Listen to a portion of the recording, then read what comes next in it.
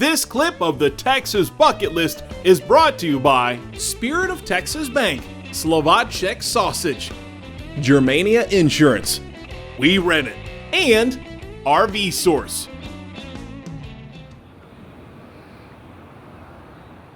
Howdy, and welcome back to the Texas Bucket List. You know, the word Texas is known for many things, like being mighty and bold. Hence the reason a battleship carries its name.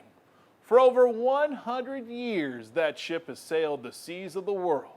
But today, you can see her anytime you want down in Houston and hear her incredible history.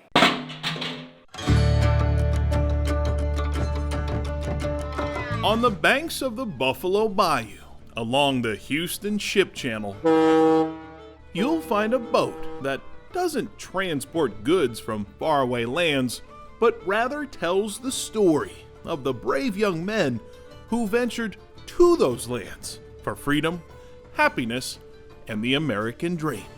So we're here at the Battleship Texas. This is the last remaining U.S. battleship that served in both World War I and World War II.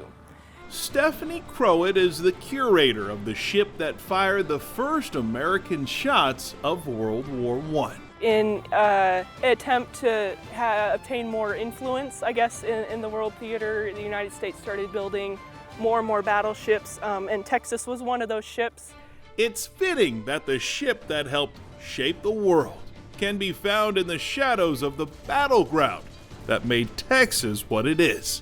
Even more fitting is the fact this ship was brought to Houston on San Jacinto Day, 1948, after a long and illustrious career. But it all started in 1912, when the USS Texas was launched and then first commissioned in 1914. That was long before computers, long before CAD, engineering software. So people did all the calculations by hand. Everything, all the rivet construction was extremely time-consuming and labor-intensive, but they were still able to pump this behemoth out.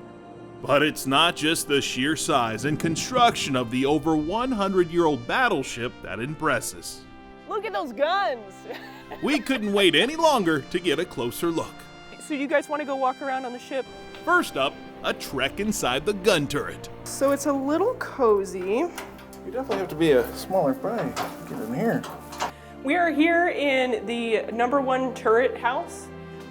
Each turret that housed the 14-inch guns had 2 guns. So as you can see right here, we've got the breech of the gun, and which is the back where all the ammunition and powder would have been loaded. In this tiny room, 4 sailors would help load the half-ton projectile and the 1,600 pounds of gunpowder that powered it. Then they would wait. The guys in here never knew when that gun was going to fire. Oh gosh. All they would do is they would indicate that the gun was ready to fire, and then they'd get the heck out of the way because this gun recoiled around about 40 inches. These guns helped Allied forces by pounding Omaha Beach in 1944 and Iwo Jima in 1945. The ship could fire one of these guys about 12 miles.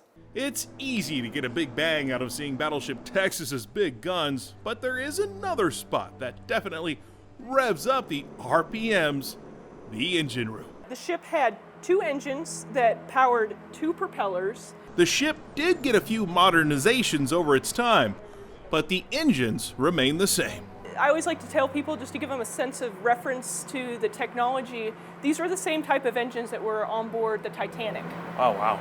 It doesn't take long down in the bowels of the ship before you're ready to see the light of day again. By the time you're done looking at it all and getting it all in, you're ready to see the sky again. Definitely, yeah.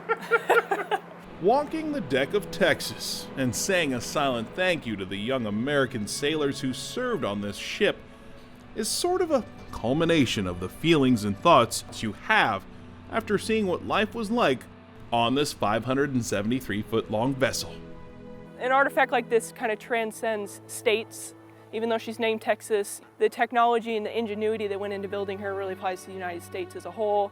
Her history, the places she's traveled and, of course, fought in, there's a worldwide connection there. She embodies the spirit of Texas. If you want to make the pilgrimage, it is well worth it.